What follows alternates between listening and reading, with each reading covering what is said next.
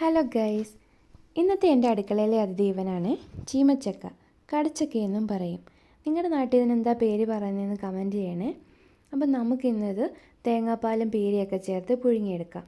നേരത്തെ എൻ്റെ വീട്ടിലുണ്ടായിരുന്നത്. അപ്പോൾ അച്ചമ്മയൊക്കെ ഉള്ള സമയത്ത് ഇത് വെച്ച് വെറൈറ്റി റെസിപ്പീസൊക്കെ ഉണ്ടാക്കുമായിരുന്നു. തോരൻ വെക്കും, ഇറച്ചി മസാലയൊക്കെ ചേർത്ത് കറി വെക്കും, തേങ്ങാപ്പാലും പീരയൊക്കെ ചേർത്ത് പുഴുങ്ങിയെടുക്കും. അങ്ങനെ പല വെറൈറ്റി റെസിപ്പീസൊക്കെ ഉണ്ടാക്കുമായിരുന്നു. ഇപ്പോൾ ഇതിൻ്റെ സീസണാണെന്ന് തോന്നുന്നു.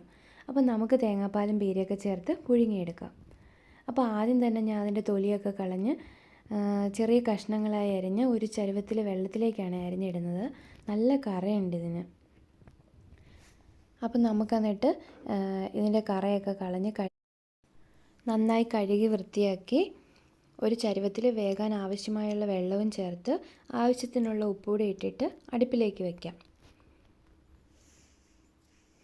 ഇപ്പോൾ നമ്മൾ ആവശ്യത്തിനുള്ള ഉപ്പൊക്കെ ചേർത്ത് അടുപ്പിലേക്ക് വെച്ചിട്ടുണ്ട്.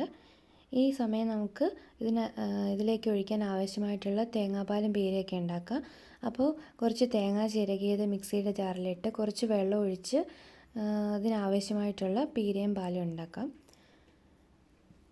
ഇപ്പം നമ്മുടെ തേങ്ങാപ്പാലും പീരയൊക്കെ റെഡി ആയിട്ടുണ്ട്. ആ സമയം കൊണ്ട് നമ്മുടെ ചീമച്ചക്ക വെന്തും വന്നിട്ടുണ്ട്. ഇനി അതിലെ വെള്ളമെല്ലാം ഊറ്റിക്കളഞ്ഞതിന് ശേഷം ഈ തയ്യാറാക്കി വെച്ചിരിക്കുന്ന തേങ്ങാപ്പാലും പീരയൊക്കെ ഇതിലേക്ക് ചേർത്ത് നന്നായി ഒന്ന് ഇളക്കി യോജിപ്പിച്ചെടുക്കാം. അപ്പോൾ നമ്മുടെ ചീമച്ചക്ക പുഴുങ്ങിയത് റെഡി ആയിട്ടുണ്ട്. ഇനി നമുക്ക് സെർവ് ചെയ്യാം. അപ്പോൾ ചെയ്ത് നോക്കിയിട്ട് അഭിപ്രായം പറയണേ.